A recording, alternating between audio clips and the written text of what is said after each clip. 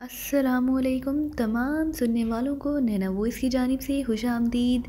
उम्मीद करती हूँ कि तमाम सुनने वाले खैरियत से होंगे। जी तो साथियों, आज मैं आपकी खिदमत में जो नावल पेश करने जा रही हूँ उसका नाम है डेंजर ग्रुप चाओ। तो चलिए शुरुआत करते हैं। इमरान अपने फ्लैट में बैठा एक साइंसी किताब के मुतालिए में मसरूफ़ था, जबकि सुलेमान अपने रोज़मर्रा के कामों में मसरूफ़ था। एक पास पड़े हुए फ़ोन की घंटी बज उठी तो इमरान ने 2-3 बार घंटी बजने तक तो किताब से निगाह तक न हटाई, लेकिन जब घंटी मुसलसल बजती ही चली गई तो उसने हाथ बढ़ाकर रिसीवर उठा लिया। फ़ोन के बैनुल-अक़वामी इख़लाक़ी क़वानीन के तहत अगर 3 बार घंटी बजने के बावजूद रिसीवर ना उठाया जाए तो समझ लिया जाए कि फ़ोन सुनने वाला मसरूफ़ है और आपका फ़ोन अटेंड नहीं करना चाहता। इमरान ने मुंह बनाते हुए कहा, और उससे पहले कि दूसरी तरफ से कोई बोलता उसने फुर्ती से रिसीवर रख दिया और एक बार फिर उसी तरह किताब पढ़ने में मसरूफ़ हो गया जैसे फ़ोन की घंटी सिरे से बजी ही ना हो। लेकिन थोड़ी देर बाद फ़ोन की घंटी एक बार फिर बज उठी, लेकिन इमरान खामोश बैठा रहा। जब 3 बार घंटी बजने के बाद चौथी बार भी घंटी बज उठी तो उसने एक बार फिर रिसीवर उठा लिया। फ़ोन के बैनुल-अक़वामी इख़लाक़ी क़वानीन, उसकी ज़ुबान एक बार फिर उस तरह रवा हो गई जैसे कि जुमले उसने बाकायदा रट रखे हों। मैं तुम्हें और तुम्हारे बैनुल-अक़वामी इख़लाक़ी क़वानीन को गोलियों से उड़ा दूंगा, समझे। यहाँ मेरी जान पर बनी हुई है और तुम बैठे बैनुल-अक़वामी इख़लाक़ी क़वानीन का राग आप रहे हो। दूसरी तरफ से सुपर फ्याज की चीखती हुई आवाज़ सुनाई दी, अरे अरे, तुम सुपरिटेंडेंट हो, बहुत बड़े अफसर हो, इसलिए तुम्हें फ़ोन के बैनुल-अक़वामी इख़लाक़ी क़वानीन के मुताबिक फ़ोन पर आहिस्ता आवाज़ में बात करनी चाहिए ताकि फ़ोन की तारें और फ़ोन सुनने वाले के कान का पर्दा ना फट जाए। इमरान ने मुस्कुराते हुए कहा, मैं तुम्हारी फ्लैट पर आ रहा हूँ, सुना तुमने, और खबरदार अगर तुम मेरे आने से पहले कहीं गए तो मैं तुम्हारी फ्लैट को आग लगा दूंगा। सुपर फ्याज ने और ज़्यादा ऊंची आवाज़ में चीखते हुए बोला।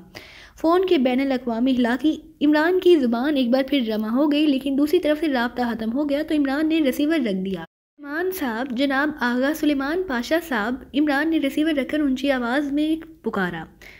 कुकिंग के बैनुल-अक़वामी इख़लाक़ी क़वानीन के मुताबिक जब कोई कुकिंग में मसरूफ़ हो तो उसे आवाज़ नहीं देनी चाहिए। दूर से सुलेमान की आवाज़ सुनाई दी तो इमरान बेइख्तियार हंस पड़ा और उसने किताब बंद करके मेज़ पर रख दी। सुपर फ्याज जिस अंदाज में आ रहा है उसके बाद ना कुक रहेगा और ना कुकिंग के बैनुल-अक़वामी इख़लाक़ी क़वानीन, इसलिए इस मौके को गनीमत समझो और सुपर फ्याज का गेट पर इस्तकबाल करो, उसे बाकायदा सैल्यूट मारो और फिर उसे आला तरीन चाय का कप पिलाओ। साथ ही पूरी ट्राली भरकर स्नैक्स और बिस्किट की भी ले आओ ताकि मेहमानदारी के बैनुल-अक़वामी इख़लाक़ी क़वानीन पर दुरुस्त तौर पर अमल दरामद हो सके। इमरान ने ऊंची आवाज़ में जवाब देते हुए कहा, मेहमानदारी के बैनुल-अक़वामी इख़लाक़ी क़वानीन के तहत मेज़बान को खुद जाकर मेहमान का इस्तकबाल करना चाहिए, इसलिए सॉरी। सुलेमान ने तुरंत जवाब दिया तो इमरान ने मुस्कुराते हुए किताब उठाई और उठकर लाइब्रेरी की तरफ बढ़ गया ताकि किताब को उसकी महसूस जगह पर रख कर लिबास तब्दील कर सके, क्योंकि सुपर फ्याज की धमाका हेज़ आमद बता रही थी कि शायद उसे उसके साथ बाहर जाना पड़े। किताब रख कर वो ड्रेसिंग रूम की तरफ बढ़ गया और अभी वो ड्रेसिंग रूम में ही था कि उसने कार बेल की आवाज़ सुनी और फिर ये बेल मुसलसल बजती चली गई। उसके साथ ही इमरान की राहदारी में तेज़ तेज़ कदमों की आवाज़ सुनाई दी तो उसके लबों पर बेइख्तियार मुस्कुराहट रेंगने लगी, क्योंकि उसे मालूम था कि सुलेमान ने घंटी बजाने के बैनुल-अक़वामी इख़लाक़ी क़वानीन ज़रूर सुपर फ्याज को बताने हैं और जवाब भी सुपर फ्याज ने जिन बैनुल-अक़वामी इख़लाक़ी क़वानीन का हवाला देना है वो भी उसे मालूम था। इसलिए उसने जल्दी से कोट पहना और फिर ड्रेसिंग रूम से निकलकर तेज़ी से सिटिंग रूम की तरफ बढ़ गया। जनाब सुपरिटेंडेंट बन जाना और बात होती है और इतने बड़े ओहदे को निभाना और बात होती है। सुलेमान की आवाज़ सुनाई दी, तुम मेरे मुँह ना लगा करो समझे, वरना किसी रोज़ गर्दन कटवा बैठोगे। सुपर फ्याज की चीखती हुई आवाज़ सुनाई दी और दूसरे लम्हे वो आंधी और तूफान की तरह सीटिंग रूम में दाखिल हुआ। अरे अरे, क्या हुआ, क्यों सुलेमान को डांट रहे हो? तुम्हें मालूम तो है कि वो डैडी और अम्मा बी का किस कदर लाडला है। अगर उसने तुम्हारी डैडी से शिकायत कर दी तो सड़कों पर जूतियाँ चढ़ाते नजर आओगे। इमरान ने मुंह बनाते हुए कहा, बकवास मत करो, तुम दोनों एक दूसरे से बढ़कर अदाकार हो। तुमने ही उसे सर पर चढ़ा रखा है ताकि वो बाहर आने वाले की बेइज्जती करता फिरे। मैंने ज़िंदगी में पहली बार तुम्हारा मुंह देखकर उसकी जान बख्शी है, वरना गोली मार देता। नॉनसेंस, तमीज़ ही नहीं है बात करने की। सुपर फ्याज ने और ज़्यादा भड़कते हुए कहा, मेरा मुंह ज़िंदगी में पहली बार देख रहे हो, क्या मतलब? मेरा तो ख्याल है कि अब तक करोड़ों नहीं लाखों बार तुम मेरा मुंह देख चुके होगे। इमरान ने हैरत भरे लहजे में कहा, میرا مطلب تھا کہ میں نے تمہارا لحاظ کیا ہے، بہرحال چلو اٹھو، میرے ساتھ چلو، سپر فیاض نے ہونٹ چباتے ہوئے کہا۔ اس طرح کسی کو ساتھ لے جانا تو سراسر اغوا بالجبر کے زمرے میں آتا ہے۔ اطمینان سے بیٹھو اور پہلے مجھے بتاؤ کہ تم مجھے کہاں لے جانا چاہتے ہو اور کیوں لے جانا چاہتے ہو؟ کیا میری واپسی صحیح سلامت ہوگی، یا اگر نہیں ہوگی تو پھر میری لاش کس ہسپتال کے سر دہانے میں مل سکتی ہے؟ عمران کی زبان رواں ہو گئی۔ میرے ساتھ چلو جلدی، ورنہ تمہارے ڈیڈی خود جہاں پہنچ جائیں گے۔ اس وقت قیامت آ چکی ہے۔ سردار زمان خان کو گولی مار کر ہلاک کر دیا گیا ہے، اور سردار زمان خان نے مرنے سے پہلے بتایا ہے کہ اسے گولی تم نے ماری ہے۔ سپر فیاض نے کہا تو عمران بے اختیار چونک پڑا۔ اس کے چہرے پر انتہائی حیرت کے تاثرات ابھر آئے تھے۔ کیا کہہ رہے ہو؟ کون سردار زمان خان؟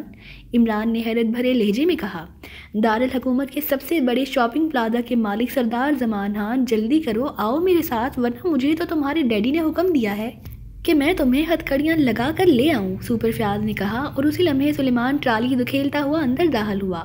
چائے پینے کا وقت نہیں ہے عمران، جلدی چلو، حالات بے حد خراب ہیں، چلو میرے ساتھ، ورنہ باہر فورس موجود ہے اور تمہیں واقعی ہتھکڑی لگا کر بھی لے جایا جا سکتا ہے، سپر فیاض نے انتہائی غصیلے لہجے میں کہا۔ اچھا چلو، عمران نے ایک طویل سانس لیتے ہوئے کہا، اور سپر فیاض نے جو کچھ بتایا تھا اس نے واقعی عمران کا ذہن الجھا دیا تھا۔ وہ تو سردار زمان خان کا نام بھی پہلی بار سن رہا تھا، اور اسے یہ بھی معلوم تھا کہ سر عبدالرحمن اتنے احمق نہیں کہ بغیر تفصیلی معلومات حاصل کیے اس کی گرفتاری کا حکم دے رہے ہیں۔ باہر واقعی فورس موجود تھی جو ایک جیپ میں تھی، جبکہ دوسری سرکاری جیپ میں صرف ڈرائیور تھا۔ سپر فیاض عمران سمیت اس جیپ کی عقبی سیٹ پر جا کر بیٹھ گیا۔ اس کے ساتھ ہی جیپ حرکت میں آئی اور تیزی سے آگے بڑھتی چلی گئی۔ ہاں اب بتاؤ کیا چکر ہے؟ کون ہے یہ سردار زمان خان؟ کس شاپنگ پلازا کا مالک ہے اور کب مارا گیا ہے؟ عمران نے سپر فیاض سے مخاطب ہو کر پوچھا۔ سردار شاپنگ پلازا شالیمار روڈ پر ابھی حال ہی میں بنا ہے۔ کہا جاتا ہے کہ پورے دارالحکومت میں یہ سب سے بڑا پلازا ہے۔ اس کا مالک سردار زمان خان تھا جو پہلے کنسٹرکشن کا کام کرتا تھا۔ اس کا آفس بھی اسی پلازا میں ہے۔ کسی نے اس کے آفس میں گھس کر اسے گولی مار دی ہے۔ گولی کی آواز سن کر باہر موجود گارڈز جب دفتر کی طرف بڑھے تو ایک آدمی دفتر سے نکل کر تیزی سے دوڑتا ہوا قریب ہی موجود ایک لفٹ میں داخل ہوا اور پھر غائب ہو گیا۔ جب گارڈز دفتر میں گئے تو سردار زمان خان زخمی پڑے ہوئے تھے۔ انہیں اٹھا کر فوری طور پر ہسپتال پہنچایا گیا۔ پولیس کو بھی اطلاع مل گئی اور پولیس بھی ہسپتال پہنچ گئی۔ وہاں سردار زمان خان کو ہوش آیا تو پولیس نے ڈاکٹروں کی موجودگی میں اس کا نزاعی بیان قلم بند کیا۔ اس کے بیان کے مطابق اسے مارنے والا علی عمران ہے جو ڈائریکٹر جنرل انٹیلیجنس کا بیٹا ہے۔ وجہ اس نے یہ بتائی کہ علی عمران چاہتا تھا کہ پلازا میں نصف کا اسے مالک بنا دیا جائے۔ سردار زمان خان کے انکار کے بعد اس نے اسے گولی مار دی۔ پولیس انسپکٹر نے ڈائریکٹر جنرل سینٹرل انٹیلیجنس کا نام آنے پر اپنے اعلیٰ افسر سے رابطہ کیا اور اعلیٰ افسر نے تمہارے ڈیڈی کو رپورٹ دی، جس پر تمہارے ڈیڈی وہاں پہنچ گئے۔ وہاں گارڈز نے قاتل کا جو حلیہ بتایا وہ تم سے ملتا جلتا تھا۔ سردار زمان خان نزاعی بیان دینے اور اس پر دستخط کرنے کے بعد ہلاک ہو گئے تھے۔ سردار زمان خان کی ہلاکت کی اطلاع جب سیکریٹری وزارت سماجی ترقی سردار احمد خان کو ملی تو وہ خود موقع پر آ گئے۔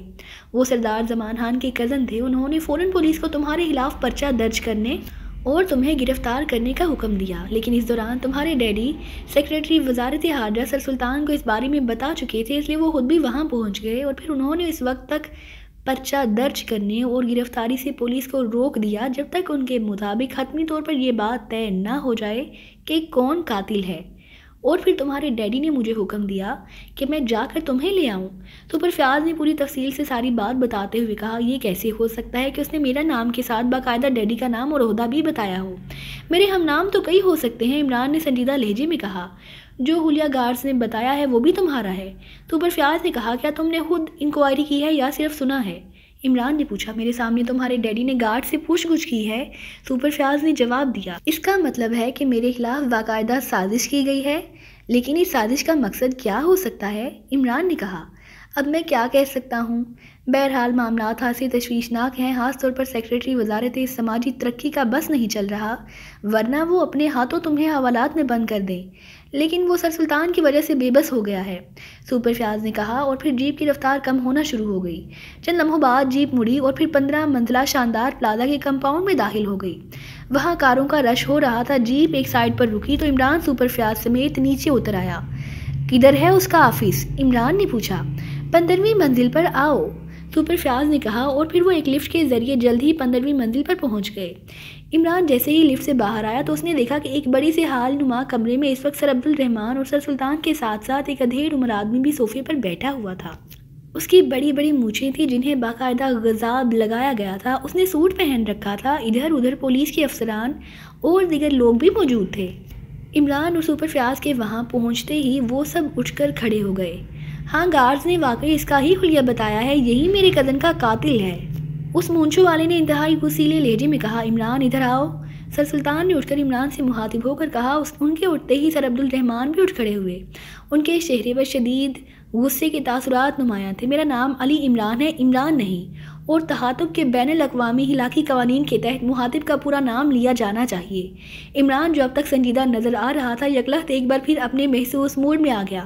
شٹ اپ، بکواس کرنے کی ضرورت نہیں ہے، تم نے کیوں سردار زمان خان کو ہلاک کیا ہے؟ سر عبدالرحمن نے یکلخت پھٹ پڑنے والے لہجے میں کہا۔ قانون کے بین الاقوامی ضابطوں کے مطابق جب تک حتمی ثبوت نہ مل جائے تب تک کسی پر اس انداز میں الزام نہیں لگایا جا سکتا۔ مجھے سپر فیاض نے سب کچھ بتا دیا ہے، کہاں ہیں گارڈز، بلائیں انہیں۔ عمران نے ایک بار پھر سنجیدہ ہوتے ہوئے کہا۔ سر سلطان، آپ قاتل کی حمایت کیوں کر رہے ہیں؟ پولیس خود ہی اس سے تفتیش کر لے گی، یہ پولیس کا کام ہے، آپ کا نہیں۔ سیکریٹری وزارت سماجی ترقی سردار احمد خان نے ایک بار پھر مداخلت کرتے ہوئے کہا۔ آپ کون ہیں؟ عمران نے یکلخت سردار احمد خان کی طرف مڑ کر کہا۔ اس کا لہجہ خاصا تلخ تھا۔ تم کون ہوتے ہو مجھ سے اس انداز میں پوچھنے والے؟ میں وزارت سماجی ترقی کا سیکریٹری ہوں، سمجھے؟ ایک تو تم نے میرے کزن کو دن دہاڑے گولی مار کر ہلاک کر دیا ہے، دوسرا تم اس طرح کرتے پھر رہے ہو۔ سردار احمد خان نے غصے سے چیختے ہوئے لہجے میں کہا۔ سردار صاحب، آپ پلیز خاموش ہو جائیں، سر سلطان نے قدرے غصیلے لہجے میں کہا۔ سر سلطان، یہ سب آپ کی موجودگی میں ہو رہا ہے، اب کیا مجھے چیف کو رپورٹ دینی چاہیے؟ عمران نے ہونٹ بیچتے ہوئے کہا۔ عمران بیٹے، معاملات بے حد پیچیدہ ہیں، نہ صرف سردار زمان خان نے نزئی بیان میں تمہارا نام لیا ہے بلکہ ساتھ ہی تمہارے ڈیڈی کا نام اور عہدہ بھی بتایا ہے، اور پھر گارڈز نے جو حلیہ بتایا ہے وہ بھی تمہارا ہے، سر سلطان نے کہا۔ اسی لمحے لفٹ کا دروازہ کھلا اور 2 گارڈز اس حال میں داخل ہوئے۔ وہ بے حد سہمے ہوئے دکھائی دے رہے تھے۔ انہوں نے اندر داخل ہوتے ہی سردار احمد خان کی طرف اس انداز میں دیکھا جیسے اس سے کسی بات کی اجازت لے رہے ہوں، اور سردار احمد خان نے اپنے سر کو معمولی سی حرکت دی جیسے وہ کہہ رہا ہو۔ یہ سب کچھ پلک جھپکانے میں مکمل ہو گیا تھا، لیکن ظاہر ہے عمران کی نظروں سے یہ چھپ نہ سکتا تھا۔ جی صاحب، ایک گارڈ نے آگے بڑھ کر سر سلطان سے کہا۔ اس نوجوان کو غور سے دیکھو اور بتاؤ کیا یہی سردار زمان خان کے آفس سے نکلا تھا؟ سر سلطان نے ان دونوں سے مخاطب ہو کر کہا تو وہ دونوں مڑے اور چند لمحے غور سے عمران کو دیکھنے کے بعد ان دونوں نے بیک وقت اثبات میں سر ہلا دیے۔ جی صاحب، 100% یہی صاحب تھے، جس کے بعد دیگرے دونوں گارڈز نے جواب دیتے ہوئے کہا۔ اب بتائیں، کوئی اور ثبوت بھی رہ گیا ہے؟ سردار احمد خان نے یکلخت پھٹ پڑنے والے لہجے میں کہا۔ سر سلطان، اب واقعی اسے آپ پولیس کے حوالے کر دیں، وہ خود باقی تفتیش کر لیں گے، میں جا رہا ہوں۔ سر عبدالرحمن نے ایسے لہجے میں کہا جیسے انہیں عمران کے پہچان لیے جانے پر گہرا صدمہ ہوا ہو۔ 1 منٹ ڈیڈی، مجھ پر الزام لگایا جا رہا ہے، اس لیے یہ میرا حق ہے کہ میں اصلیت کو ابھی اور اسی وقت سامنے لے آؤں، عمران نے کہا۔ اصلیت تو سامنے آ گئی ہے، اور کیا کرنا ہے؟ سردار احمد خان نے کہا۔ کیا نام ہے تمہارا؟ عمران نے اس گارڈ سے مخاطب ہو کر کہا جس نے سردار احمد خان سے محسوس انداز میں اشارہ کر کے پوچھا تھا۔ میرا نام عبدالمجید ہے جناب، گارڈ نے جواب دیتے ہوئے کہا۔ تم دونوں بھائی ہو؟ عمران نے دوسرے گارڈ کی طرف اشارہ کرتے ہوئے کہا۔ جی ہاں، ہم سگے بھائی ہیں۔ اوہ، عمران نے دوسرے گارڈ کی طرف اشارہ کرتے ہوئے کہا۔ اس کا نام عبدالحمید ہے، پہلے گارڈ نے جواب دیا جبکہ دوسرے نے صرف اثبات میں سر ہلا دیا۔ یہاں تمہیں ملازمت سردار احمد خان کی سفارش پر دی گئی تھی نا؟ عمران نے یکلخت پوچھا۔ جی ہاں جناب، ہم ان کے گاؤں کے ہیں، عبدالمجید نے بے ساختہ جواب دیتے ہوئے کہا۔ یہ کوئی جرم تو نہیں ہے، یہ گارڈ کی شرائط پر پورا اترے تھے اس لیے انہیں ملازمت مل گئی، سردار احمد خان نے اس بات قدرے بوکھلائے ہوئے لہجے میں کہا۔ کس ڈاکٹر کی موجودگی میں نزاعی بیان لکھا گیا ہے سر سلطان، اور کس پولیس آفیسر نے لکھا ہے؟ عمران نے سر سلطان کی طرف مڑتے ہوئے کہا۔ ایس پی صاحب آپ بتائیں، سر سلطان نے ایک سائڈ پر کھڑے پولیس آفیسر سے مخاطب ہو کر کہا۔ جناب، یہ علاقہ تھانہ گل بہار کے تحت آتا ہے، وہاں کا انچارج انسپکٹر عبدالرشید ہے، وہ ہسپتال پہنچا تھا، وہاں ڈیوٹی پر موجود ڈاکٹر اور اوریس خان نے اسے فون پر باقاعدہ کال کیا تھا، پولیس آفیسر نے آگے بڑھ کر انتہائی مؤدبانہ لہجے میں کہا۔ ان دونوں کو یہاں بلوائیں، عمران نے کہا۔ اس کی کیا ضرورت ہے؟ کیوں وقت ضائع کیا جا رہا ہے؟ اسے پولیس کے حوالے کر دیں، سردار احمد خان نے ایک بار پھر مداخلت کرتے ہوئے کہا۔ آپ خاموش رہیں پلیز، سر سلطان نے اس بار ہاتھ سے غصیلے لہجے میں کہا۔ ڈاکٹر اوریس خان اور ڈاکٹر عبدالرشید کو یہاں بلوائیں فوراً۔ سر سلطان نے سردار احمد خان کو ڈانٹنے کے بعد ایس پی سے کہا، یس سر، ایس پی نے کہا اور پھر مڑ کر اپنے کسی ماتحت کو ہدایات دینے میں مصروف ہو گیا۔ تمہارا کیا خیال ہے عمران کہ یہ سب کیا تمہارے خلاف باقاعدہ سازش کی گئی ہے؟ لیکن اس کی وجہ؟ سر سلطان نے اس بار عمران سے مخاطب ہو کر کہا، وجہ تو سردار احمد خان بتائیں گے جنہوں نے اپنے کزن کو ہلاک کرایا اور مجھے باقاعدہ قاتل کے طور پر سامنے لے آئے ہیں۔ عمران نے خشک لہجے میں جواب دیتے ہوئے کہا، کیا کہہ رہے ہو تم؟ مجھے کہہ رہے ہو تم؟ جانتے نہیں ہو مجھے؟ سردار احمد خان نے یکلخت انتہائی وسیلے لہجے میں کہا۔ سردار احمد خان اپنے آپ کو قابو میں رکھیں، جسے آپ اس انداز میں مخاطب کر رہے ہیں، یہ اگر چاہے تو آپ کیا مجھے بھی نوکری سے برخاست کرا سکتا ہے؟ یہ سیکرٹ سروس کے چیف کا نمائندہ خصوصی ہے، اس لیے ہوش میں رہ کر بات کرو۔ سر سلطان نے کہا، کسی کا بھی نمائندہ ہو، یہ میرے کزن کا قاتل ہے۔ سردار احمد خان نے شاید سیکرٹ سروس کا نام ہی پہلی بار سنا تھا، اس لیے وہ اس کے سر سے گزر گیا تھا۔ سر سلطان، انہیں کب سیکرٹری تعینات کیا گیا ہے؟ عمران نے پوچھا۔ 2 سال پہلے یہ وزارت قائم ہوئی تو یہ اس وقت وزارت زراعت میں سیکشن آفیسر تھے۔ ان کا شاندار ریکارڈ دیکھتے ہوئے انہیں وزارت کا سیکرٹری تعینات کیا گیا تھا۔ سر سلطان نے جواب دیتے ہوئے کہا، آپ کی تعلیم کیا ہے؟ عمران نے براہ راست سردار احمد خان سے مخاطب ہو کر پوچھا۔ تم کون ہوتے ہو مجھ سے پوچھنے والے؟ سردار احمد خان نے بھڑکتے ہوئے لہجے میں کہا، سر سلطان، آپ انہیں ابھی اور اسی وقت نہ صرف ان کی سیٹ سے معطل کریں بلکہ افسران کو حکم دیں کہ انہیں تحویل میں لے لیا جائے اور ان دونوں گارڈز کو بھی۔ عمران نے سخت لہجے میں کہا، تم یہ کیا کہہ رہے ہو؟ نان سینس! سر عبدالرحمن نے غصیلے لہجے میں کہا۔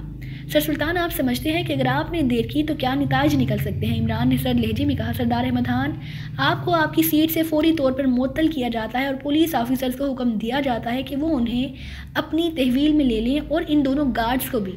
سر سلطان نے فوراً ہی احکامات دینے شروع کر دیے تو سردار احمد خان کی آنکھیں حیرت سے پھٹتی چلی گئی۔ سر عبدالرحمن کی حالت بھی دیکھنے والی ہو گئی تھی۔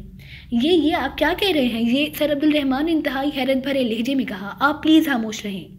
سر سلطان نے کہا، جبکہ اس دوران ان کے حکم پر 4 پولیس آفیسروں نے سردار احمد خان ان دونوں گارڈز کو اپنی تحویل میں لے لیا۔ سردار احمد خان کا چہرہ زرد پڑ گیا تھا، وہ بار بار آنکھیں پھاڑ کر سر سلطان کو اس طرح دیکھ رہے تھے جیسے ان کا خیال ہو کہ ابھی سر سلطان خود ہی اسے مذاق قرار دے دیں گے، لیکن سر سلطان کے چہرے پر پہلے سے زیادہ سنجیدگی طاری ہو گئی تھی۔ سیکرٹری صاحب کو عزت و احترام سے علیحدہ کمرے میں اور ان دونوں گارڈز کو علیحدہ کمرے میں بٹھا دیں، عمران نے کہا تو سر سلطان نے یہی بات پولیس آفیسر سے کہہ دی اور پھر سردار احمد خان کو جو اب مکمل طور پر خاموش ہو گیا تھا، ایک خالی کمرے میں لے جایا گیا۔ 2 پولیس آفیسر ان کے ساتھ گئے جبکہ گارڈز کو علیحدہ کمرے میں لے جایا گیا۔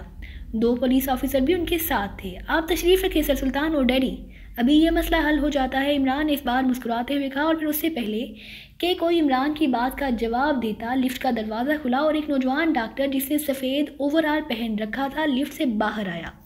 اس کے پیچھے ایک ادھیڑ عمر انسپیکٹر تھا جو اپنے چہرے مہرے اور انداز سے ہی خاصا گھاگ اور شاطر دکھائی دے رہا تھا۔ ان دونوں نے ہال میں داخل ہوتے ہی اس انداز میں حال کا جائزہ لیا جیسے ان کی نظریں کسی کے متلاثی ہوں۔ پھر سامنے موجود افسران کو دیکھ کر انسپیکٹر نے باقاعدہ سیلیوٹ کیا جبکہ ڈاکٹر نے سلام کرنے پر ہی اکتفا کیا۔